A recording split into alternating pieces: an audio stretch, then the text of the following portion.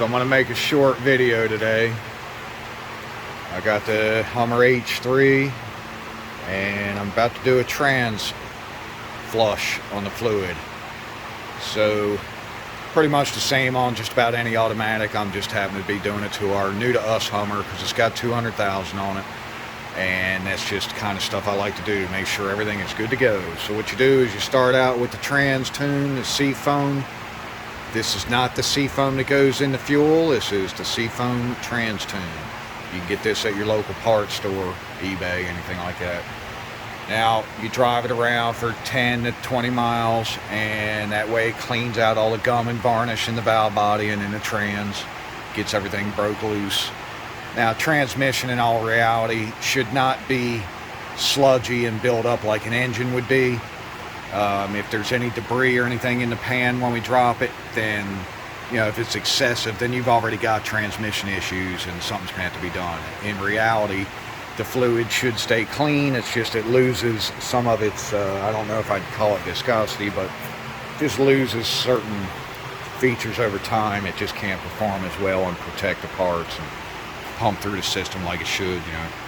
So what I'm doing is I'm getting everything out of the pan now so I can drop the pan to change the filter without making a big mess. So I like to use my Mighty Vac or whatever, and that's sucking out the fluid. We're pretty well done, as you can see. So time to get her jacked up in the air. Okay, so I slid under here, got my little pan with the wheels on and stuff. This thing's pretty neat. I can roll it around and throw all my bolts in it. So anyway, I'm making this video because I enjoy making some videos sometimes. So I just got this Hummer recently. It's for the wife, for those of you who are just tuning in. And I was like, you know, checking the internet, of course. You know, you're sitting in there on the toilet taking a crap or something. I'm surfing the web looking at other people's videos just to see, even though I know how to do it.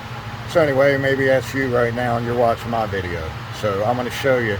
Everybody else has seen has been taking the drive shaft out for the front here, which ain't no big deal. You know, it's just some 8mm or 5/16, 4 of those.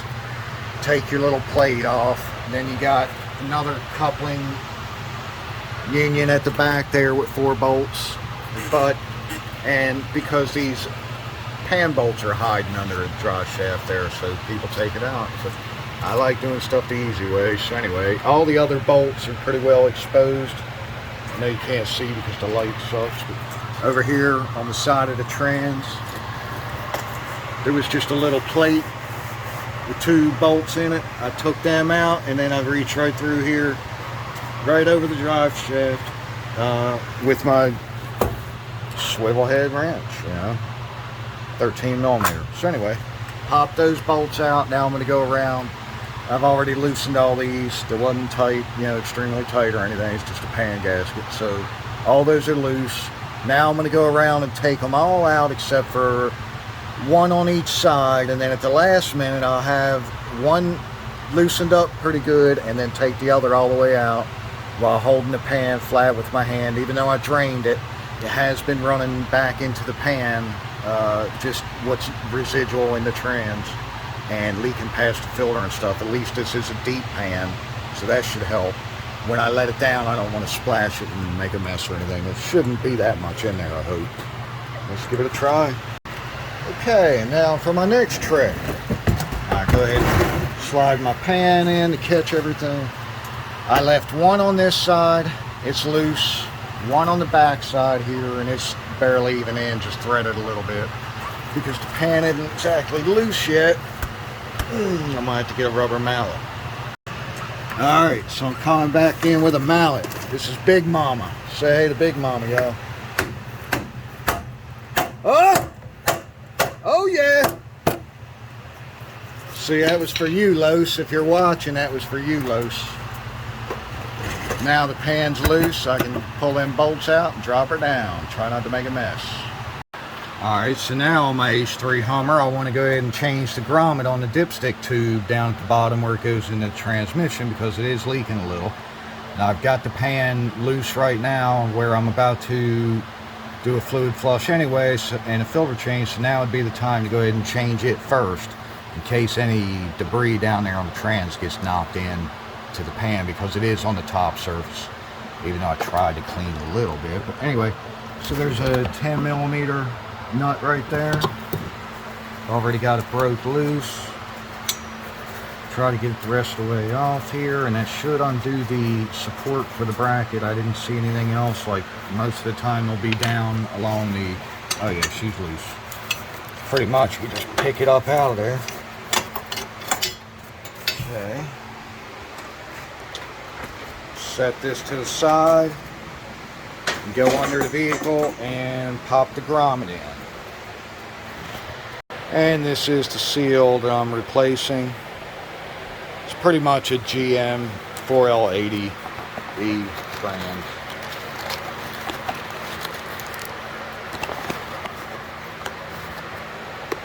And that's the grommet that is down in the top side of the transmission on it. So I'm going to go ahead and pop the old one out, lube this one up a little bit, and pop it back in the hole. Goodbye leak. So I'm back under here and trying to work very good with the light. There we go. Alright, so here goes the grommet. You can go ahead and pull it out. I took some brake clean, sprayed it all up there before I took the dipstick out, because I didn't want to make too much of a mess, dirt and stuff getting down in there. But that's another reason I'm doing it before I drop the pan. Okay, so here goes the new grommet. I need to grab something to lube it up a little, and then I'm going to put it into the hole. Put it right back in the hole. Alright, drop the pan. She's not that bad. There's a little stuff laying in there, but there's not a lot of sediment across the bottom, and the magnets are not that bad. I'll take them out and clean them. And at least the trans itself doesn't look that bad. I got some gasket I still have to scrape off. It broke in a couple spots, but it should come off fairly easy on this one. The piece or two as so far. I'll take a pry bar and pop the filter right here and be ready to catch that fluid, because there is fluid trapped behind it and it'll make a mess on you. Alright, so I cleaned the pan out. Don't forget which side your magnets come off. Mine go here and here. And when I didn't need a pry bar, I just wiggled the filter enough and kept turning it back and forth, popped it out. So just make sure that you can replace this if the filter feels loose or anything, or if this is extremely old. It can be tricky sometimes, so I just left that one alone because it feels nice and solid, the grip that it had on the filter. Because I actually went in to pull the filter out, and I was going to try to change this, and I couldn't even hardly get the filter out, so I just left it. And we're going to roll like that. Alright, so that's what it in place. Again, I didn't put a bead all the way around. It's not a sealing property. It's just a hold it in place. Now it's got the gasket nice and snug, so I can put it up against the trans and nothing should shift.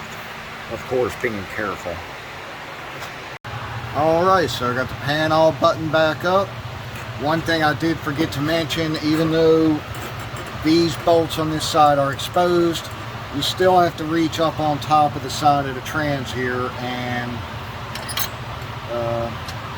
this bracket here was in the way of letting the pan come down because I didn't take the drive shaft out. So you got to reach up on top here, and there's a bolt here and a bolt over here. And of course I just had a little 1/4" drive ratchet, 13mm, undid those. Actually, I just undone the back one and took this one loose and moved the bracket over out of the way while I dropped the pan and all that good stuff. It's one of them, you know, I used to say if I was walking down the street and I seen the engineer that designed something, him, her, I don't really care. It's just one of them stupid things I'd like to pow right in the kisser, you know. So anyway, got this side back tight, put my little plate back on the side here, that shield, and the new grommet is in on the dipstick. So let's go up top and get some fluid back in her. Alright, so make sure you do use the correct fluid in your vehicle. And this is the Dexron. This is the correct one, full synthetic actually. But so I put a gallon in it with a funnel down a dipstick tube. Everything is sealed up underneath. I don't see any leaks. I put a gallon in it so I could at least back it out of the shop here, and that way I can go ahead and hook my Transflush machine up to it, and I have 4 more gallons that I can do a flush. And I'm going to leave like a 1.5 quarts or 2 quarts in the last jug, because whenever you're done with the Transflush machine, you always have to top it off, you know, through the dipstick tube to make sure you get the level correct. But anyway, this one, the lines are right underneath on the radiator here, and it's pretty easy to get to. I need that line there, and I will piggyback my Transflush machine into that line there. Alright, so we've already got the new filter in with the new gasket and the dipstick tube grommet. Pans up. Put a gallon of fresh fluid in it because I wanted to back it out of the shop here, because I'm going to hook it. I've already got the Transflush machine hooked up. And so now we're going to get a real fluid exchange. I've already got 14 quarts in there,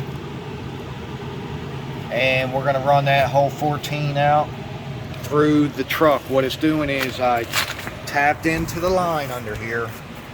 Probably won't be able to see it, but I just undid the one line, and I have, with the Transflush machine, you know, if you got a decent one, it's got all kind of fittings for General Motors, Ford, whatever, imports, all kind of stuff. So anyway, it's hooked in, and then there is a drain as the bad fluid comes out through the one hose. The machine is pumping it right in. I'm putting it right in a disposable jug here so I can dispose of it properly. And then the fresh fluid is going into the pan of the transmission. So let's go ahead and reach in here and start it up.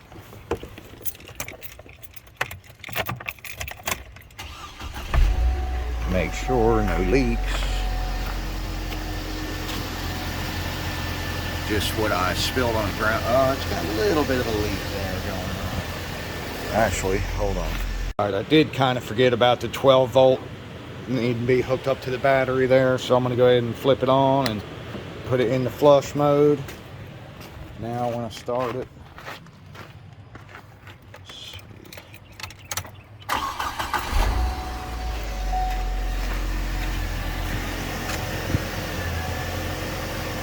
Might be a couple little drips there. Let me get a pan. Alright, so it's flushing right now, exchanging the fluid, and it's letting you see a glass here. To be honest, the glass is dirty, but I can tell that fluid's actually red. That's not that bad. And then the old fluid's coming out here. It's pretty dark, but some of that could be left in the machine from the last time. But the fresh fluid is going in now, and I'm going to go ahead and switch it through the gears. Get the pump working a little better. Maybe give it a little throttle here and there. Pop it in the gear. It really gets the pump working and gets it pushing all that fluid out, or exchanging the fluid, you know, getting that new stuff in and the old stuff out.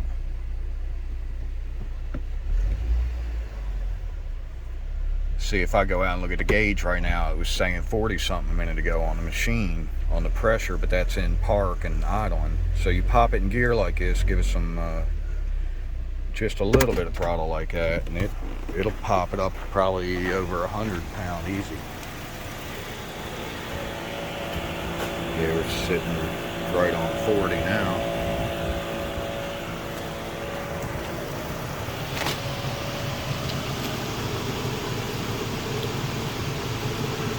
About 10. Put that much in there, so it's exchanging.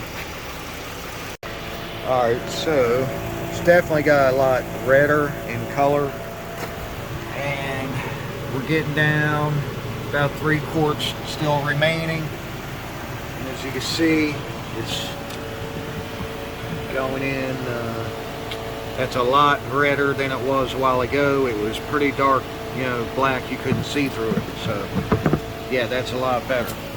So that's what you call a fluid exchange. And I'm going to get off here because in just a minute, when it does get low enough, I'm going to make sure I cut it off in time. This is perfectly safe and actually a very smart move for your vehicle if you care about your vehicle.